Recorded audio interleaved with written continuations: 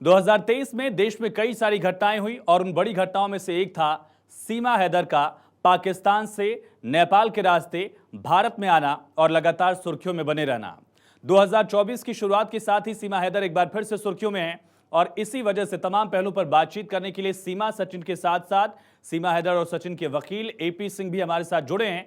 सबसे पहला सवाल एपी सिंह आपसे ही, आखिर 2024 में क्या सीमा हैदर को भारत की नागरिकता मिलने की उम्मीद है और साथ ही जो कानूनी पहलू हैं उसमें क्या डेवलपमेंट्स आप अब तक देख पा रहे हैं? नहीं, डेवलपमेंट ठीक चल रहे हैं। इन्वेस्टिगेशन चल रही है, जांच बहुत तेजी से चल रही है क्योंकि दो देशों से संबंधित मामला है, डॉक्यूमेंट वेरिफिकेशन का मामला है, तो वो सारे काम हो रहे हैं, बहुत तेजी से, त्वरा और गति से हो रहे हैं। भारत सरकार, हाँ, थोड़ा सा पाकिस्तान की तो आदत है, थोड़ा सा कोऑपरेट नहीं करते हैं, कोई बात नहीं, लेकिन वो भी करेंगे। सच्चाई छुप नहीं सकती, कभी झूठे उसूलों से और खुशबू आ नहीं सकती कभी कागज के फूलों से। तो निश्चित तौर पर हमने देश के महामहिम राष्ट्रपति जी की याचिका लगाई हुई है, उन्होंने गृह मंत्रालय जी को लिखी है, भेजी है, और उसके बाद उस पर आगे कार्रवाई हो रही है और प्रोसीडिंग चल रही है। सच्चाई क्या है? जिस सच्चाई की नहीं छुपने की आप बात कर रहे हैं, वो सच्चाई आखिर क्या है? सच्चाई यही है कि सीमा आई यहाँ अपने पति से 4 साल पहले उसका तलाक हो चुका था। उसके बाद पिता जब तक रहे, उनके वालिद अब्बा जान, तब तक वो वहां रह पाई। उसके बाद कोई सहारा नहीं रहा, तो अपने बच्चे को लेके, अपने बच्चों के साथ यहाँ आ गई। उसी दौरान सीमा का सचिन से प्यार का इजहार हुआ, इकरार हुआ। उसके बाद वो नेपाल आई, वैलिड पासपोर्ट वीजा के द्वारा दुबई से काठमांडू तक आई, और काठमांडू के बाद फिर वो वापस गई, बच्चों को लेके आई और अपने सारे सामान, जो भी अब तक के उसके जीवन के डॉक्यूमेंट थे, सब चीजों को लेके, कागज, डॉक्यूमेंट, फोन, यादें, फोटोग्राफ, जो चीजें, सब कुछ लेकर आई और यहाँ दे दिए हैं। जांच हो रही है, जांच में जब कुछ, और मैंने भी कह रखा है, बड़े दावे और विश्वास के साथ कहा है कि सीमा को लोग स्पाई कहते थे, आतंकवादी, जासूस कहते थे। मैंने कहा जो जांच करानी है जांच करा लो, एनआईए से करा लो, जिससे कराने, गृह मंत्रालय से करा लो। सचिन सीमा हमारे साथ खुद जुड़ चुके हैं। सचिन और सीमा, आप दोनों को नए साल की शुभकामनाओं के साथ सवाल यही है, क्या नए साल में कोई खुशखबरी मिलने वाली है? बिल्कुल, नया साल हमारे लिए बहुत सारी खुशखबरियां ला रहा है और खुशखबरी मिलने वाली है हमको भी।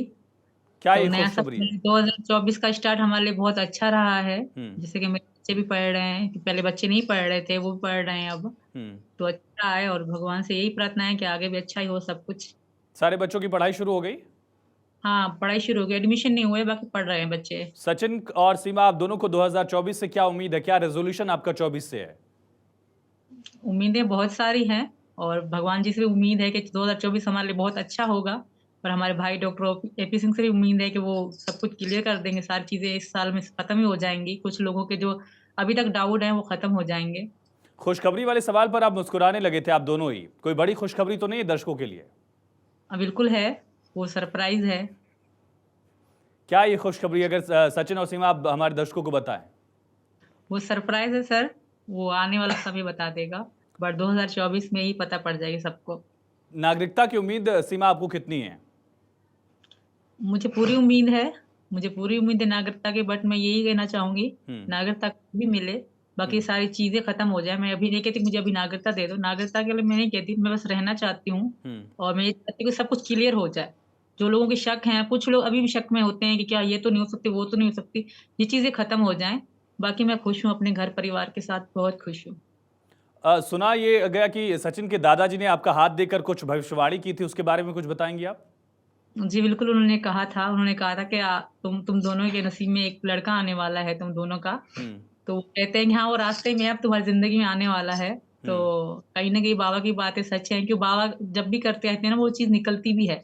हमारी जिठानी को जब प्रेग्नेंट थी तो उसको कह रहे तुम्हारी लड़की हो गई, तो वाकई में उसकी लड़की ही हो गई।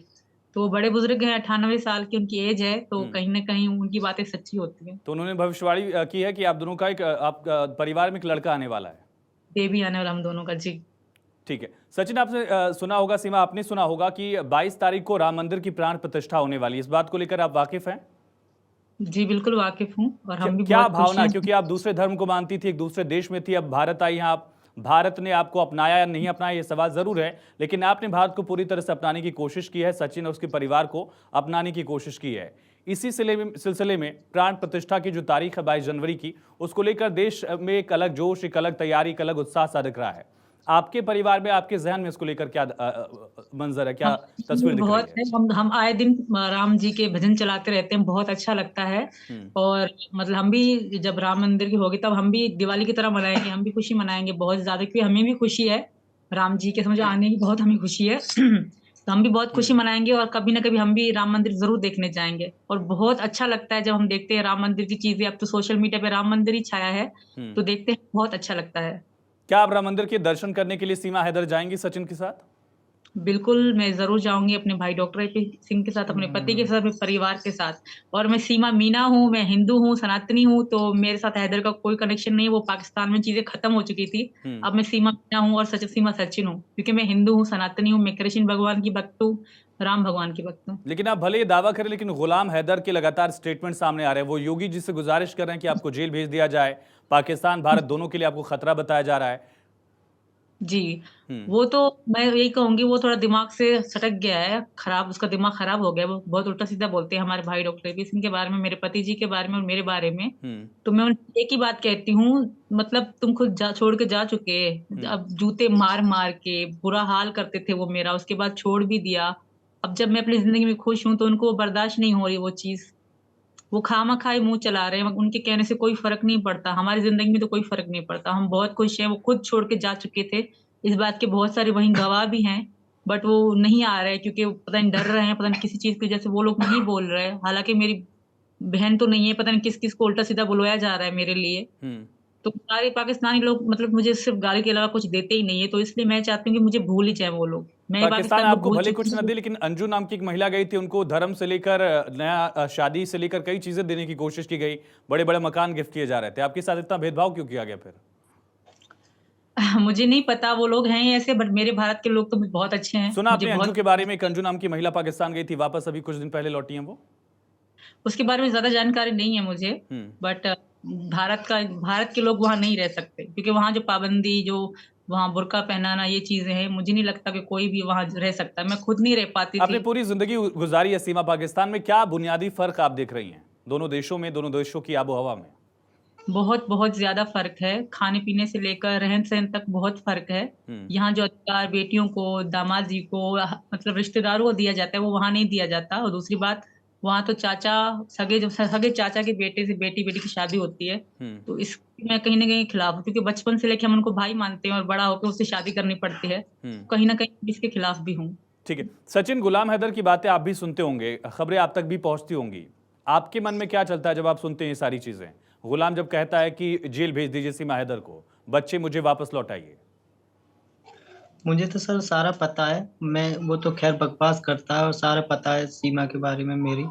और बच्चे क्या कहते हैं, बच्चे हमने भी गोद ले लिए हैं, बच्चे मैंने गोद लिए हैं, बच्चे मेरे भी हैं, अपने जान से ज्यादा बच्चों से मैं भी प्यार करता हूँ, ऐसी बात नहीं है। और कहते हैं हैदर बस बकवास करता है, बस अपनी उसकी इज्जत पे बात आ गई, बस इस वजह से वो एकली बैकली पढ़ रहा है बस।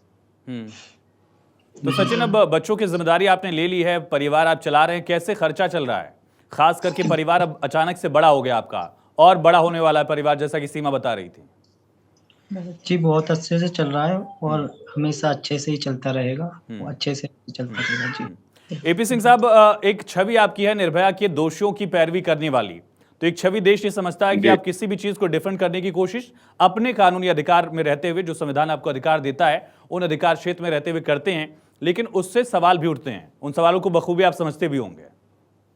जी हाँ, चलता रहता है, उसमें तो कोई बात नहीं। वो कहते ना, सामने पहाड़ हो, सिंह की दहाड़ हो, तुम कभी डरो नहीं, तुम कभी झुको नहीं, और कर्तव्य पथ पर जो मिला वो भी सही, ये भी सही। कर्तव्य पथ है हमारा, इस पर जो भी मिले, चाहे इस साल के, अगर पिछले साल की बात करें, चाहे जिस तरह से हमने ब्रजभूषण शरण सिंह, लोगों के लिए बाहुबली सांसद थे, लेकिन हमने खेल की जागृति को रखने के लिए उनको जीवंत किया, उनको डिफेंड किया, बचाया, और दिख पड़ा सामने। बिहार आनंद मोहन सिंह को जेल जाने से बचाने का काम किया, तो बाहर है, सामाजिक जीवन जी रहे हैं। कई ऐसे मामले, हाथरस प्रकरण लड़ा, लोग उसमें भी फांसी की मांग कर रहे थे, फांसी दो, फांसी दो, फांसी दो। हाथरस पर लड़ा, जीता और डिस्ट्रिक्ट ट्रायल कोर्ट से बाइज्जत तो बरी ये हुए। कानूनी पहलू तो एपी सिंह साहब झगड़ा है ही, आपका वो अधिकार है, लेकिन आपको कभी लगता नहीं कि इससे मेरी छवि पर क्या असर पड़ेगा, या इसी छवि की वजह से आप और आगे बढ़ते जा रहे हैं, ये आप समझ रहे हैं? नहीं नहीं, अपने को इससे नहीं, हमारे पास जो आ गया, अगर सीमा सचिन मीना के परिवार के लोग आए, किसान समुदाय के लोग आए, परिवारों के आए, मीना समाज के लोग आए, तो हमें इससे फर्क नहीं पड़ रहा था। उस समय दुनिया उन्हें स्पाई, आतंकवाद, जासूस क्या कह रही थी। हमने कहा ठीक है, मैंने एक ही बात पूछी, सीमा मुझे बताना, सच बताना, सही बताना। उसे बताया सच, और मुझे लोग सब सही सही बता देते हैं, और वो सब कुछ सामने है। सीमा का चाल चरित्र, चेहरा, जीवन खुली किताब है, कुछ भी बंद नहीं है। सीमा हंसती है तो सबको पता चलता है, सीमा गाती है तो सबको पता चलता है, और सीमा की आंखों में आंसू आते हैं तो सबको पता चलता है। अगर सीमा ने रक्षाबंधन और भैयादूज किया है तो मैं वादा नहीं वचन देता हूं, मैं भी निभाऊंगा, और सीमा सचिन मीना भी पूरे जीवन भर निभाएंगे। लोग क्या क्या कहते हैं, लोग कैसे गलत कहते हैं, सूरज पर लोग रोशनी, सूरज पर लोग धूल फेंकते हैं, उनके ऊपर धूल आएगी। हमारा सीमा सचिन या यन भारत 24, भारत 24 का कुछ नहीं बिगड़ेगा। भारत 24 पूरी दुनिया में देखा जाता है, देखा जा रहा है। ग्राउंड जीरो पर रिपोर्टिंग करने के लिए है, करते हैं, तो इससे फर्क नहीं पड़ता कि कोई व्यक्ति क्या कहता है। उनकी रोजी रोटी मुझसे चल रही है, उनकी रोजी रोटी सीमा सचिन मीना से चल रही है। वो डालते हैं गलत गलत कंटेंट्स, डाल के इस तरह से चलाते हैं, और इस तरह से चलाकर जिस तरह से अपना जीवन चला रहे हैं, किसी का व्यक्ति का जीवन पे उछालना, ये देखा और सब कुछ दिख रहा है। अब हमें तो ये देखने की फुर्सत नहीं है, लेकिन लोग देख के कई बार बताते हैं तो दुख होता है कि हमारे यहाँ बहन भाई के रिश्ते की जो महत्वता है, हमारे यहाँ सीता, सावित्री, गार्गी, अपाला, अनसुईया, रजिया, सुल्ताना, हीर, रांझा, झांसी की रानी लक्ष्मीबाई, पद्मावती और हांडा रानी का जो महत्व है, उनके यहाँ नहीं है। हमारे यहाँ करवा चौथ के द्वारा यमराज से भी दो हाथ करने की क्षमता इस देश की बहनें और इस देश की पत्नियां रखती हैं। इसका अर्थ यह है कि हमारी क्षमता अलग है। हम बेटी बचाओ बेटी पढ़ाओ पूरी दुनिया को दिखाते हैं, करके दिखाते हैं। हमारे देश के प्रधानमंत्री 33% आरक्षण महिलाओं को संसद और विधानसभा में देखकर बताते हैं कि हम केवल बेटियों को। एपी सिंह साहब, आपका अब सीमा से एक रिश्ता भाई का है या वकील का है? और अगर वकील का रिश्ता है तो फिर पैरवी की, वकालत की जो एक कीमत होती है, वो सचिन सीमा कहां से आपको दे रहे हैं? क्योंकि सचिन सीमा बाहुबली नहीं है, वो बृजभूषण नहीं है, वो आनंद सिंह नहीं है, वो बहन है हमारी। और बहन और भाई के रिश्ते में फिर कोई रिश्ता नहीं रहता। राखी का धागा कच्चा जरूर है, लेकिन सब रिश्तों से बहुत अधिक मजबूत होता है, बहुत अच्छा पक्का होता है। और निश्चित तौर पर यह रिश्ता हमारे देश के लिए कुछ और ही संदेश देता है।